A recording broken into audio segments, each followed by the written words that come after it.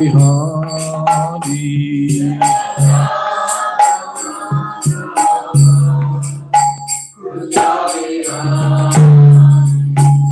Gopi Chandava Giri Bhavadari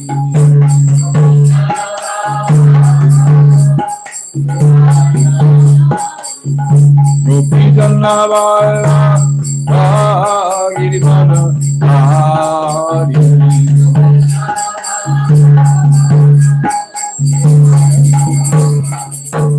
Yasodhanandam Bhadrajandanam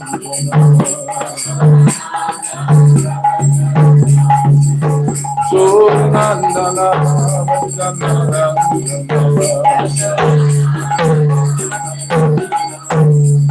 Yamunatira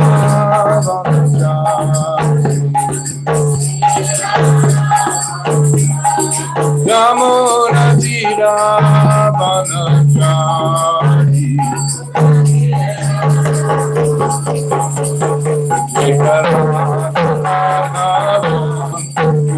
Bihari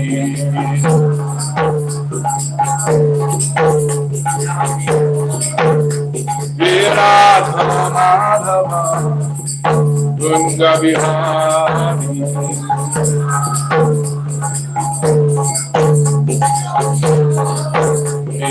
Radha Madhava Ganga Bihari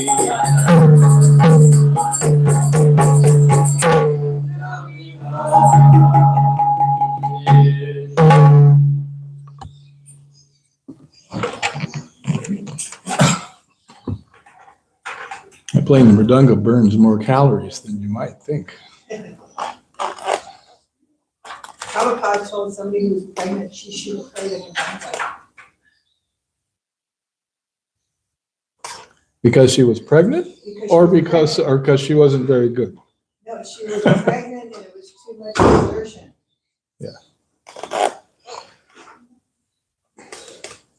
Yeah, he took the mridanga away from a few people a few times. No. Give it to Nitai Chand. That happened.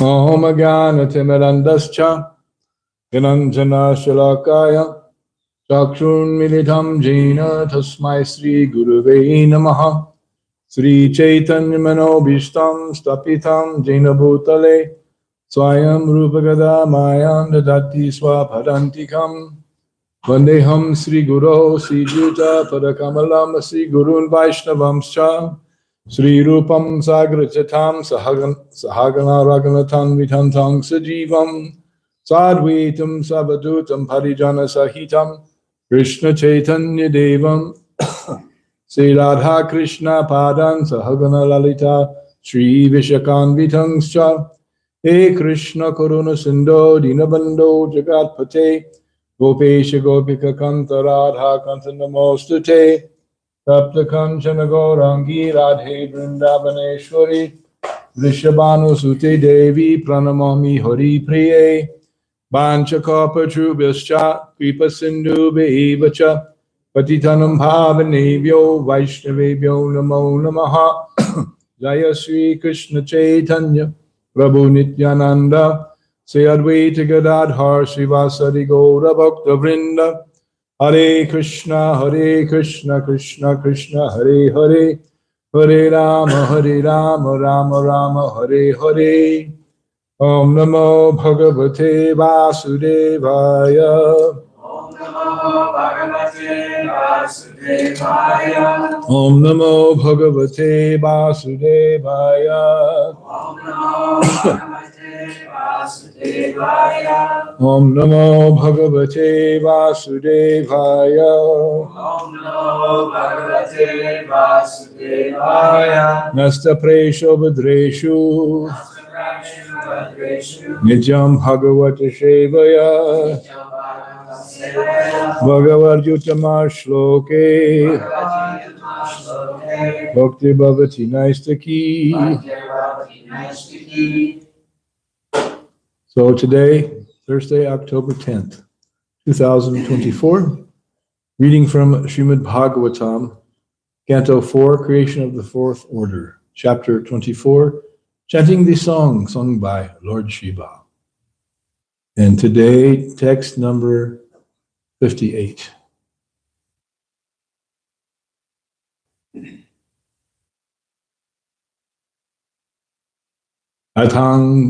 Atanagangris tavakirti tirtayor Anta bahir snana vidhuta papmanam Bhuteshanu krosha shushatva shilanam Syat sangamonu graha ishanastava Atanagangre satavakirti tirtayo Antarbahi snana vidhuta papmanam Bhuteshanu krosha susatva shilanam Syat sangamonu graha ishanastava Atanagangresha tavakirti tirtayor Antarbahi snana vidhuta papmanam Bhuteshanu krosha susatva shilanam Shatsangamonu graha ishanastava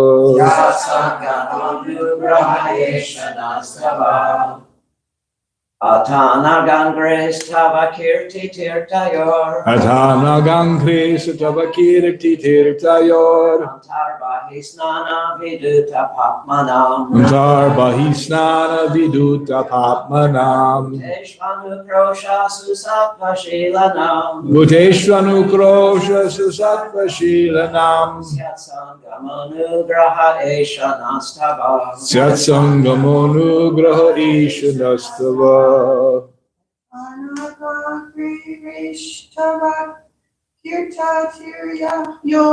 Atanagangres tavakirti tirtayor Antabahir snana vidhuta papmanam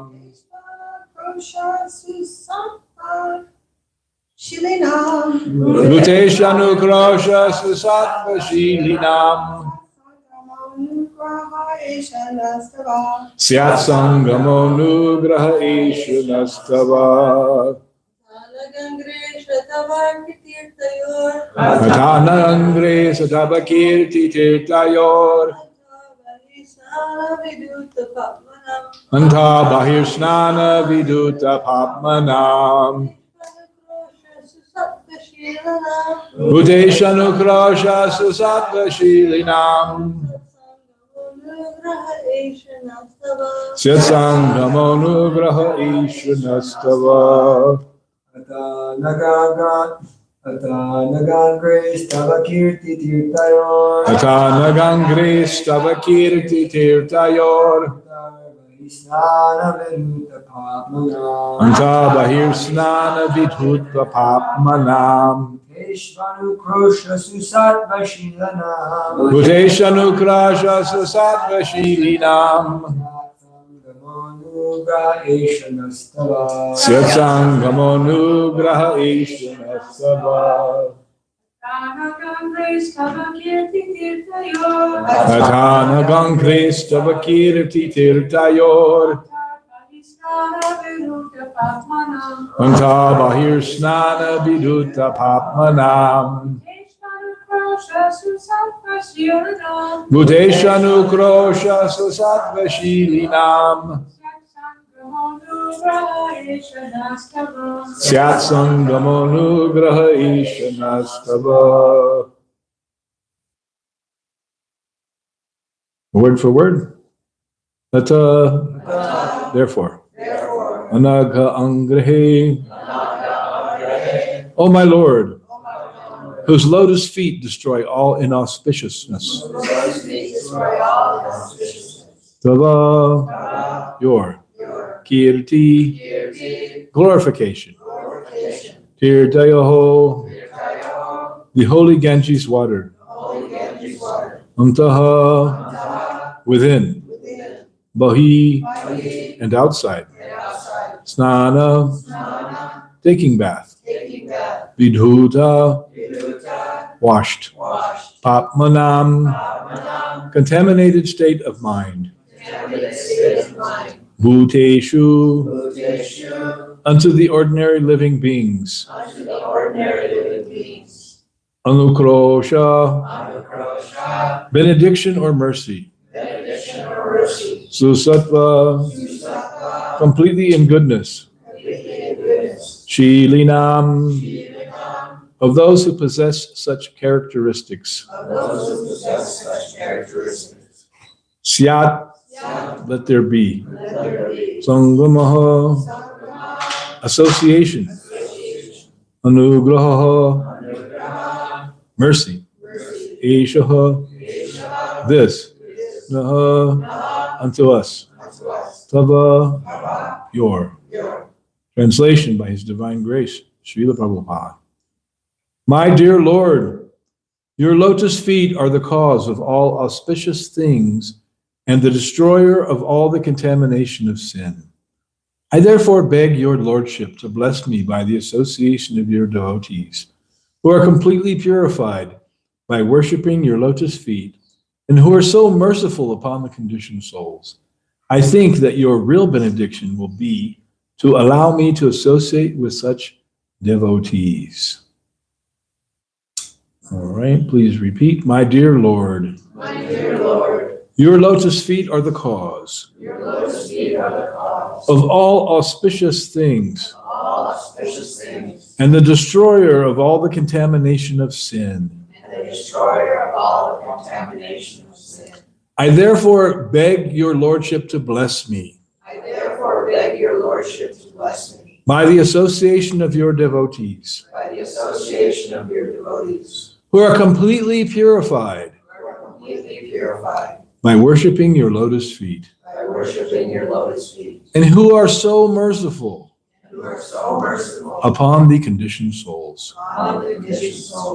I think that your real benediction will be to allow me to associate with such devotees. Purport by His Divine Grace, Srila Prabhupada. The Ganges water is celebrated as being able to eradicate all kinds of sinful reactions. In other words, when a person takes his bath in the Ganges, he becomes freed from all life's contaminations. The Ganges water is celebrated in this way because it emanates from the lotus feet of the Supreme Personality of Godhead. Similarly, those who are directly in touch with the lotus feet of the Supreme Personality of Godhead and who are absorbed in the chanting of His glories are freed from all material contamination. Such unalloyed devotees are able to show mercy to the common conditioned soul. Srila Vrindavan Das Thakur has sung that the devotees of Lord Chaitanya are so powerful that each one of them can deliver a universe.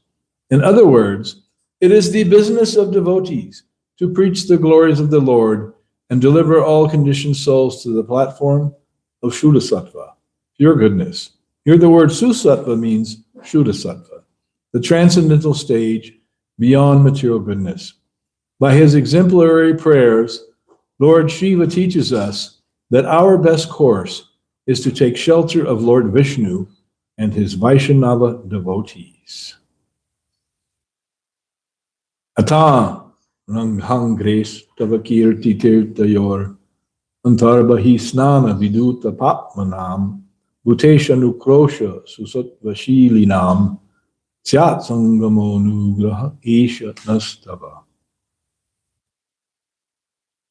My dear Lord, your lotus feet are the cause of all auspicious things and the destroyer of all the contamination of sin. I therefore beg your Lordship to bless me by the association of your devotees, who are completely purified by worshiping your lotus feet, and who are so merciful upon the conditioned souls. I think that your real benediction will be to allow me to associate with such devotees. Mukum karoti bachalam, ongam lagayate girim, jatkripa tamaham vande, sigurum dinatarinum. So in the 1980s, I was visiting at Sri Vrindavan Dham, and in the company of two other devotees, whose name were Sanjaya and Krishna Kirtan, we were at the Krishna Balaram Mandir, and we decided we should go bathe, swim, in the Jamuna River. So we left the temple, we cut across some agricultural fields to a place of the Jamuna that was somewhat isolated and not close to where lots of people were. There was no one there. And we put our stuff down at a spot on the bank, put on our gumshoes, and then we went in the Jamuna, which at that time the current was flowing rather rapidly. And we went downstream in the Jamuna a good little distance. And then we got out, and we walked back up to where our things were on the bank. Again, there was no one around. We weren't worried about thievery or anything like that. And we said, wow, that was awesome. Let's do it again. So we jumped back in and we let the Jamuna carry us down. We weren't really swimming. I mean, the current was just taking us. And it took us, again, that good distance away. We got out. We walked back to our stuff. We go, I feel incredible. I've never felt like this. Let's do it again. So third time, we go in the Jamuna. We go down the river. We get out. We come back. And we were all had this amazing realization. We all looked at each other. We were all feeling exactly the same way. That was incredible. We all felt like we were, 50 pounds lighter than when we had originally gone in. And that was the purifying effect of the Jamuna, that feeling of purification, extremely tangible. It was not imagination. We were all feeling exactly the same way. And we knew it just by looking at each other's faces, like, yes, this is amazing. And that is, in Bhagavad Gita, Krishna calls that pratyak savagamam dharmyam, shushukam kartam avyayam. Pratyak, by direct experience, one can see the results of contact with the holy Jamuna. In this case, in this verse, Prabhupada's talking about the Ganga, and the word snan, bath, is used in the verse. So bathing in the Ganga, as the Ganga emanates from where Lord Vamanadev kicked a hole in the universe with his lotus foot, and then the Karna Jal, the water of the causal ocean, leaked in, washing his lotus foot, touching his lotus foot, and therefore the Ganga is very sanctified. But the Jamuna River is considered even more sanctified than the Ganga. And why is that? Because Krishna sported in the Jamuna River in his childhood pastimes. So it didn't just touch his lotus feet, but he was going in so many times to the Jamuna River. So it's considered to be even more sanctified than the Ganga. It's like the Ganga plus, the enhanced version. It's Ganga, but it's more than Ganga. More purifying even.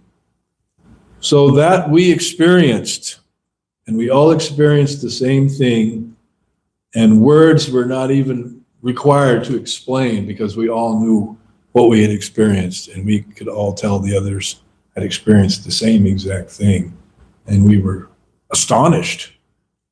at that feeling of purification that happened. Another time I had experienced that same thing right after I had taken Brahmin initiation and went on the altar in Boston. The deity there is named Radha Gopi Vallabha. It just so happens that the Radha Gopi Vallabha deity were cast from the same mold as the original small Sri Sri Radha Madhava in Mayapur. There were 3 sets of deities cast from the mold. I don't know what happened to the 3rd set, but the first set is Little Radha Madhava, Chota Radha Madhava in Mayapur, who were the original deities of Mayapur Chandra Daya Mandir. And then Radha Gopi Vallabha, brass Radha Krishna deities, who were installed by Srila Prabhupada in the Boston Temple in, I'm not sure when it was, 69, 70, 71, something like that, one of those years. And the Gopi Vallabha deity, just like the deity of Radha Madhava in Mayapur, only I got to see Gopi Vallabha more up close many times, has the footprint of Bhrigu Muni on his chest. Now, Bhrigu Muni was deputed by the demigods to find out who is the supreme, Brahma, Shiva, or Vishnu. So his method of testing each personality was to go there and offend them, commit an offense to them, and then see how they reacted. So he committed a mental offense to Lord Brahma by, although Bhrigu Muni is one of the sons of Brahma, he went to Lord Brahma and he didn't offer his respects and he neglected him. And Lord Brahma became very angry at him. And then he did the same thing to Lord Shiva. And Lord Shiva became very angry also. You know, Lord Shiva can like pull out one of his hairs and dash it on the ground, and a giant copper bearded demon can appear and create havoc and destruction. So he was like, okay, let me try Lord Vishnu. So he went to see Lord Vishnu, who's reclining on the Sheshanag serpent bed, and those lotus feet are being massaged by Lakshmi. And this time he took it to the limit. He kicked Lord Vishnu in the chest. He kicked him in the chest. Therefore, the deity, and other deities I assume may have this also, but I know in the case of Gopi Vallabha, the footprint of Bhrigu Muni on his chest. Now, when he kicked Lord Vishnu, he was waiting for the reaction to see what the Lord would do. And the Lord said, "Oh, I'm so sorry. Your soft lotus foot has touched my iron hard chest. Please forgive me if I have offended you." He was like, whoa. He didn't get angry like Brahma and Vishnu. And this was the worst of the offenses, a corporal offense, a bodily offense, more gross than subtle offenses of disrespect and neglect. And he was astonished. And then Lord Vishnu got up and said, "Please sit down here on Sheshanag and let me serve you. Lakshmi, come here. Let's serve him." And then he went back to the demigods and he said, "Well, my conclusion is that Lord Vishnu is the supreme." So that is Bhrigu Muni, the footprint of Bhrigu Muni. So the same experience of purification that I had in the Jamuna River, I had previously had the first time I went on the altar to do artik to Gopi Vallabha. And it was very electric. You know, sometimes one gets a little taste of the nectar of Krishna consciousness. And the Lord reveals that taste to one But then that may be it. You don't get the taste after that all the time, every day. Back to the regular hard work of performing sadhana and putting up with all the inconveniences that a devotee puts up with. Like living communally, for example, a prime example. And this analogy was given by Radhanath Swami, His Holiness Radhanath Swami, who said that there's one technique the jewelers have, you're a jeweler, where they'll have many stones, but they're rough cut stones and they have many rough edges. So they put them all together in this container and they put them in a machine that jostles them and they all rub up against one another.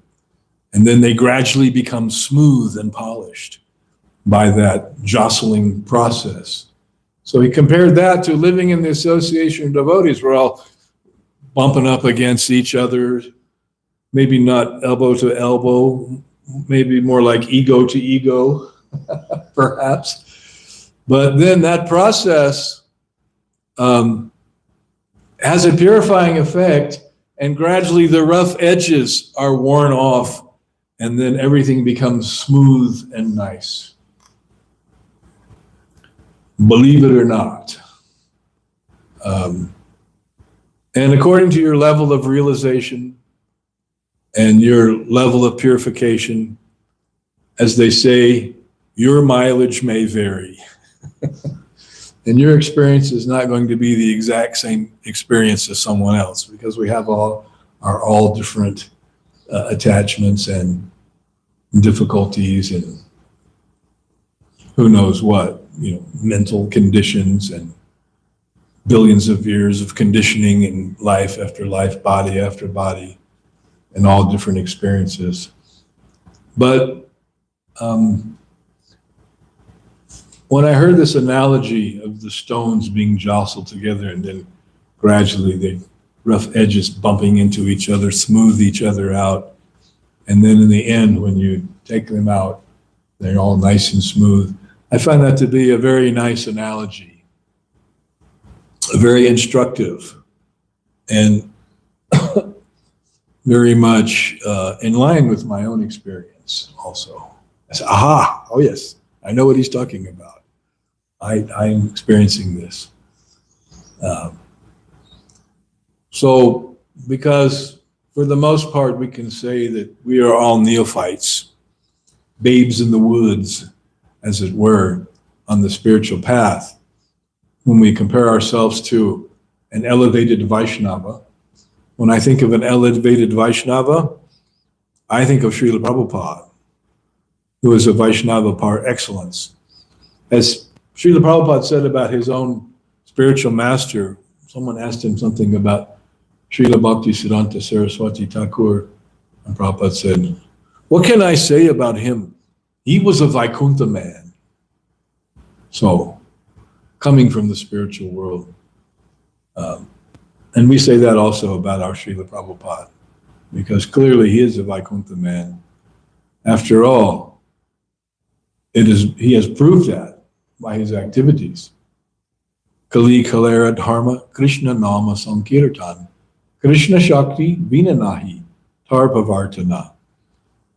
And this verse was spoken in the Chaitanya Charitamrita by Vallabhacharya to Lord Chaitanya, that Kali Kalera Dharma, the religion of this age of Kali, Kalera Dharma, Nama Sankirtan is the chanting of the holy names. And Krishna Shakti Vinanahi Tarpavartana. No one can spread this Sankirtan movement without being imbued with Krishna Shakti, the potency of Krishna. So one who is imbued with Krishna Shakti, that is a Vaikuntha man. So that is Srila Prabhupada. Although in his case, we may say, oh, he's a Vrindavan man. Or we could say, and this has been observed by both Prabhupada's godbrothers and others who have analyzed Srila Prabhupada's character in his writings, especially one poem he wrote on board the Jaladuta in 1965 as he pulled into Boston Harbor. He's talking about, Krishna, why are you sending me here to this horrible place? And everybody's in deep modes, and how will they hear your message? And then he says, today the remembrance of you came to me in a very nice way. When will again I be running with you in the cow pastures, frolicking and playing? What? Running with Krishna in the cowherd fields, frolicking and playing? Who does that? Cowherd boys. So, and Srila Prabhupada's godbrothers would also say, he is cowherd boy. Somehow they decided they knew that he was a cowherd boy. So again, Srila Prabhupada was asked about his relationship with Krishna. Prabhupada, who are you in the spiritual world? And what did Prabhupada say? He said, if I told you, you wouldn't believe me. And that was all he said. So again, your mileage may vary, and faith is a great revealer of things in the transcendental realm. So the deeper, the more profound your faith is, then the more you have realization.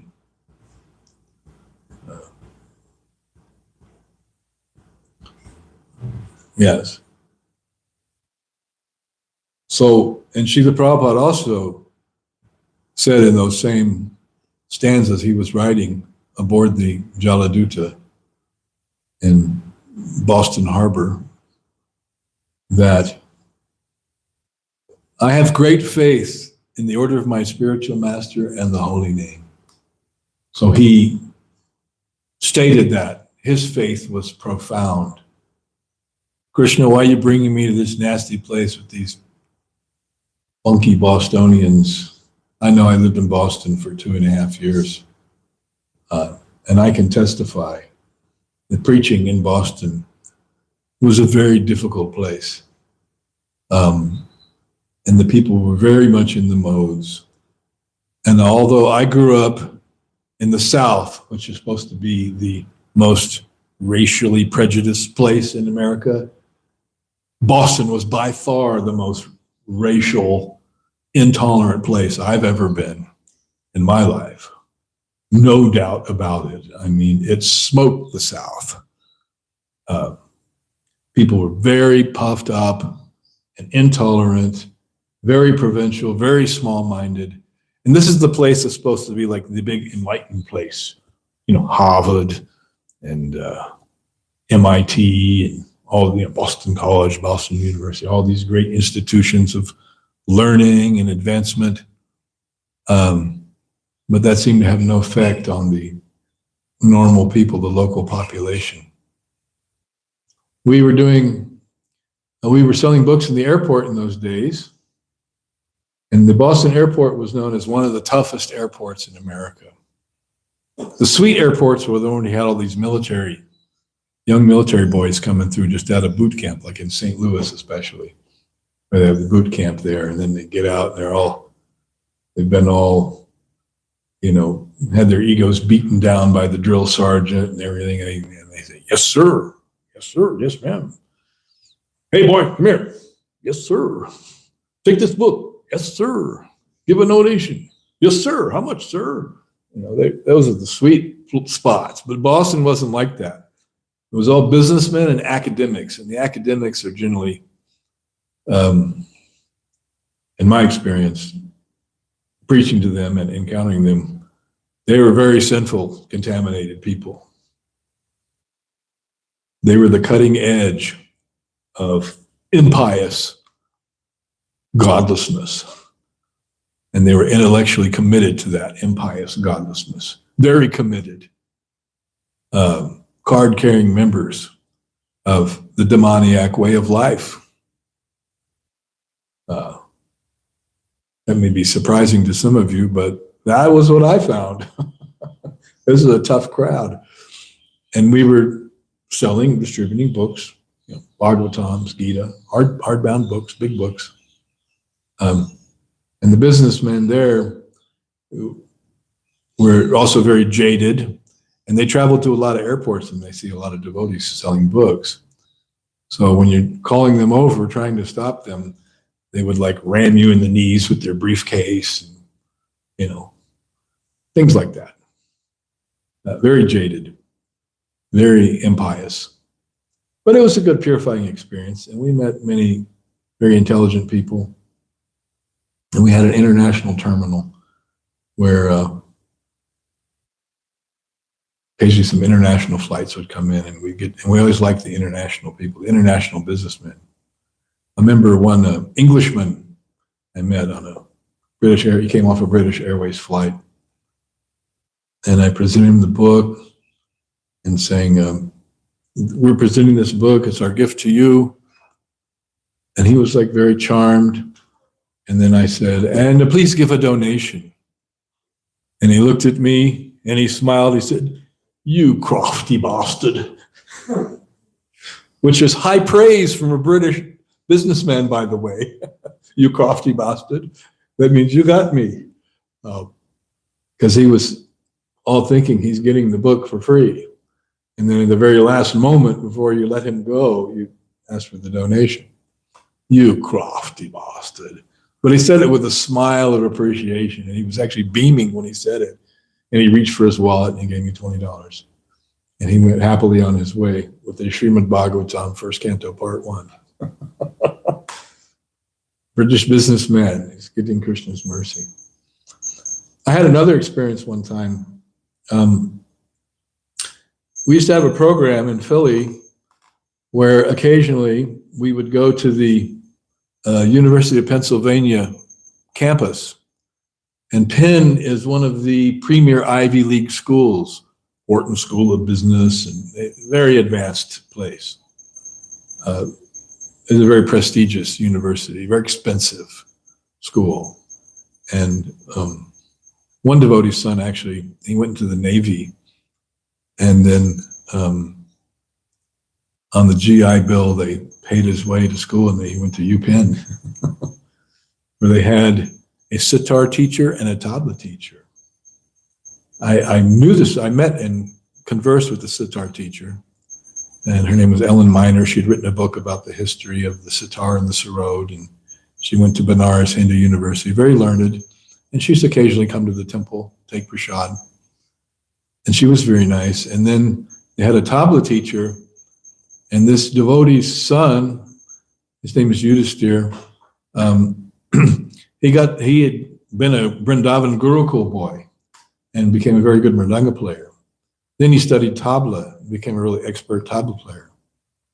And then when the teacher needed a substitute teacher, like sometimes they can't make it, they have some other conference or something, then they got Yudhisthira to teach the class when he was 20 years old. He'd sit in for the tabla teacher because he was so good. He was so expert. And a devotee should be expert. That is one of the 26 qualities of the devotee. Expert. And Srila Prabhupada exhibited this quality. He was expert at everything. Management, preaching, singing, playing harmonium, playing mridanga, dealing with different people, spreading Krishna consciousness all over the world, cooking. He was expert at everything. He was so expert. So he's an elevated Vaishnava. He has all the 26 qualities of a devotee. He's expert.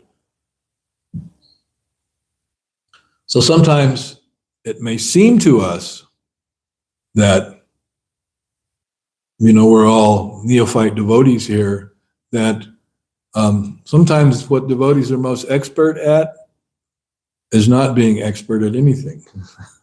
What is your expertise? My expertise is I'm expert at nothing. Jack of all trades, master of none. Well, this is jack of no trades. What to speak of master? And so we may feel in our neophyte condition somewhat hapless, hopeless, helpless, but one should not lament lamenting, Prabhupada informs us in Bhagavad Gita, that is the business of the Shudra. Shudra is one who, that's the definition of Shudra, one who laments unnecessarily. Oh, woe is me. You know, I can't do anything right. I can't get it together. My mind, my senses. So we shouldn't be like that. Neither we should be expert in not being expert at anything.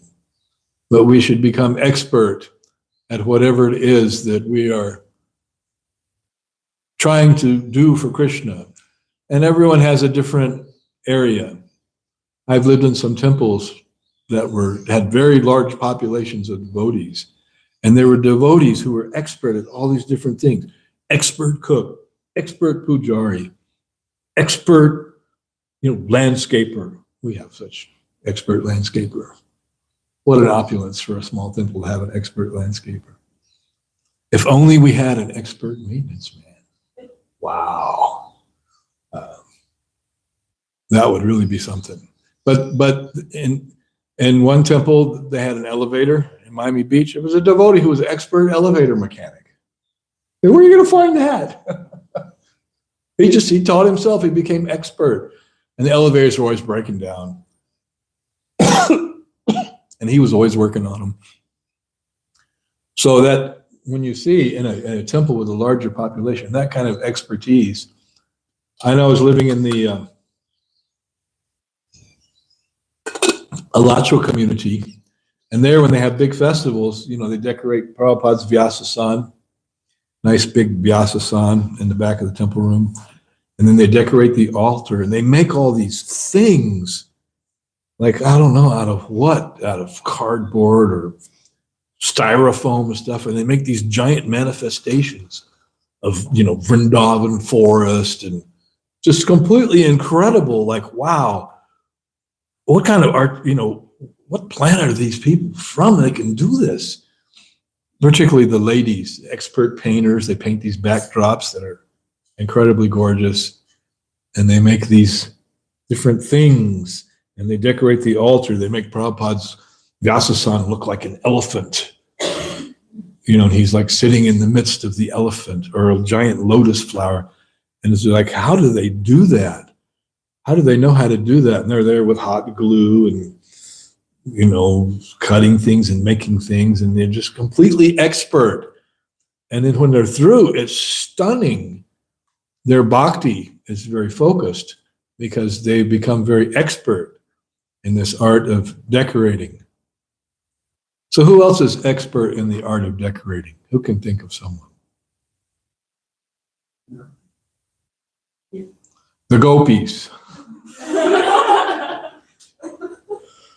There are 64 arts. Radharani is the epitome of and they have all these different arts, like making word puzzles, and braiding hair and dressing and making things out of flowers. And there's like these devotees in Alachua. Nikunja yuno ratikeli siddhai jajali bir juktir apeksaniya tatatri daksha ati valabhasya vande gurose charanarana.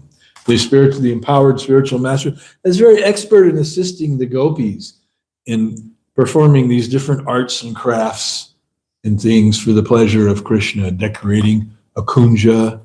And what is their technology? Flowers and leaves and stems and creepers and vines, and they're very expert at weaving these things. So that is expert.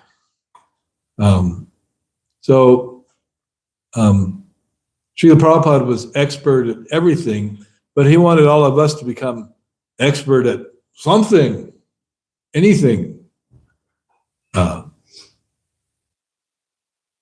Focus your mind, find your calling, your talent, and use it in Krishna's service. Like growing marigolds, that requires a certain expertise. Taking care of Tulsi, that requires a lot of expertise. Making cakes, that is certainly an expertise that is appreciated by everyone, especially the vegan chocolate, which I bow down to the creator of such magnificent creations after it's been offered to Krishna. So, and in the association of other devotees who develop expertise, the devotional service amongst the community, it becomes very pleasing and enlivening to everyone, to anyone and everyone. People come here who are not devotees and they come to the restaurant, they take prasad. They are enlivened by the beauty, cleanliness, and atmosphere of our temple and restaurant, and by the devotees themselves, by seeing them, by interacting with them. So today's verse is talking about association. And so, of course, we have to quote Sadhu Sangha, Sarva Shastri Koi. Lavamatra Sadhu Sangha, Sarva Siddhi Hoy. Even by 1/11th of a second association with an actual devotee, a sadhu. And this is the Sarva Shastri Koi, the verdict of all the scriptures. Sarva Siddhi Hoy. Sarva Siddhi. Sarva means all, Siddhi means perfection. Sarva Siddhi Hoy, one can attain all perfection by 1/11th of a second of association with a pure devotee.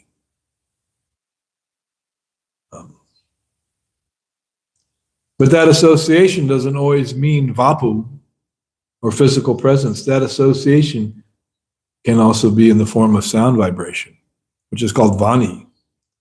So one can associate with the spiritual master through vapu, personal bodily service, but also through vani by following the instructions. And of the two, which is more important? We think vapu, oh yes, let me get close to Prabhupada for 1/11th of a second. But more important than the vapu is the vani. I mean, the mosquito is getting the association of the pure devotee, but what is he doing? He's biting him, trying to suck his blood. Oh, what good is that? He's not getting all perfection. But by following the instructions, and we can say by extension, by reading Prabhupada's books and applying our intelligence to this philosophy and understanding it, and then putting it into application in our lives, which we learn by association with other devotees. We learn how to be a devotee by associating with other devotees. That's how we learn. By hearing, by chanting through purification, and through both camaraderie and service, and seeing the example. Then it's like osmosis. We learn by absorbing through osmosis, through that association. And what is the obverse of that principle of sadhu sangha? The obverse is asat sangha tyag. Tyaga means give up, renounce. What do you renounce? Asat sangha. So sadhu sangha means associate with devotees. Asat sangha means the association of non-devotees. And of course, we have to interact with the world. We're preaching to non-devotees. If we have to, you say, oh, asat sangha, I can't preach to any, I can't talk to a non-devotee. If I even see them, I have to jump in the Ganges with my clothes on and chant mantras for purification. But asat sangha tyag means don't take the friendship and the association of non-devotees to heart. For example, we may say to a non-devotee, come to the temple, take prasad, chant Hare Krishna, dance. All right, that's giving the association. Now, if the non-devotee says, oh, this is nice, why don't you come with me next time? We'll go to the bar and drink.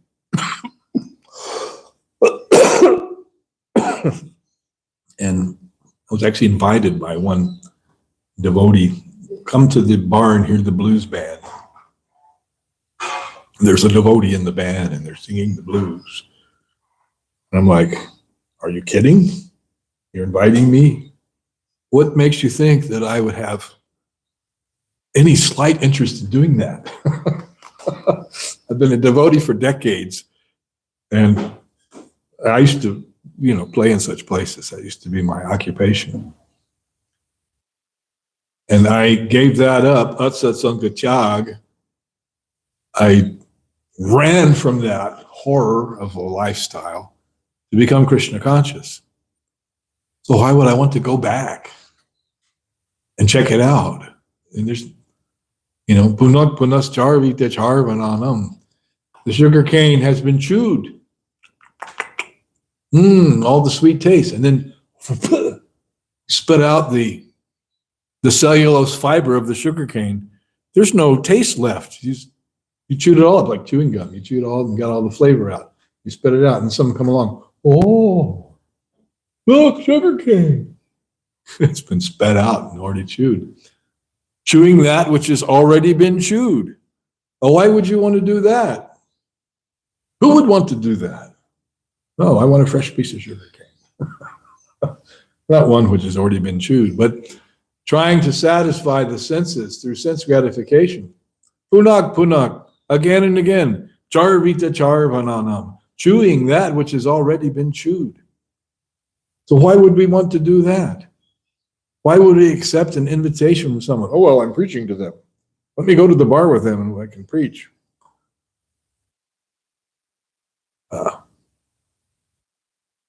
No, asat sangatyag, a Vaishnavachar. Achar means behavior.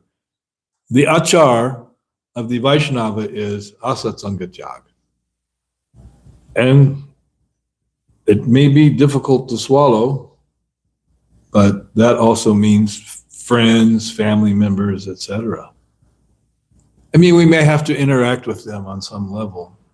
You can be nice to your parents, and they'll give you money or help you out, or they can give you a lot of money sometimes, right? That could be very helpful to have that good relationship, but not that one should take shelter there. And my own father became convinced of the validity of Krishna consciousness after, talking with him. And he could see, oh, my son, he's different. He's changed. He's not a punk anymore, not a thug. He's something different. He's wonderful. He's a devotee. Well, this is nice. Can you take your other brother and bring him with you to that place in Florida where all those devotees are? He really needs it. He's in bad shape. He said, take him away from all those thugs in Fort Worth, Texas. Of course, those other thugs he was hanging out with were who? My other brothers. So, and they're not even very bad compared to some of the people I went to school with and knew. So, Asat Sangatag, E Vaishnavachar, Sri Shangi Ekashadu, Krishna Bhakta Ar. Give up Sri Sangi, association of those who are interested in sense gratification, including non-devotee women and those who are attached to them. And that is the most difficult attachment. That is, no other attachment accrues deeper in the heart of the conditioned soul than the attachment for the opposite sex. It's a fact. It's a fact. Therefore, to be brahmachari, to our small but solid community of brahmacharis, means, oh, thanks. Sorry.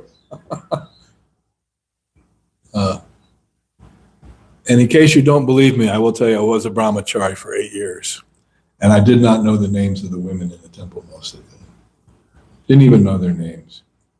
And the devotee used to tell about Lakshman. When he was with Lord Ram, he didn't even know what Sita's face looked like because he only looked down at her feet. But actually, he was not a brahmachari. He was also married to one of Sita's sisters or cousin or something. It's there in the Ramayana. I forget the exact family relation, but he was also married. But brahmachari means like Sergeant Schultz on Hogan's Heroes. I see nothing. I know nothing. What's that? The Mataji? I know nothing. Colonel Hogan. So That's the brahmachari.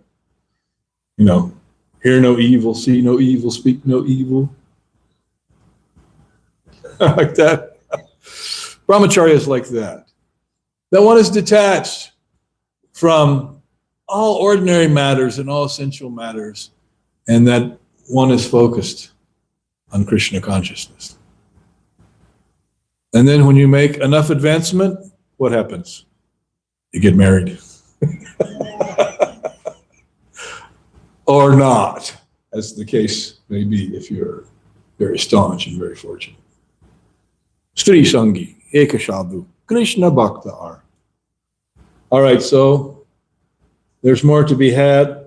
There's a lot in this verse, many points that could be brought out, most of which I didn't even get to, but I'll have to use them on another time. So questions, comments, realizations?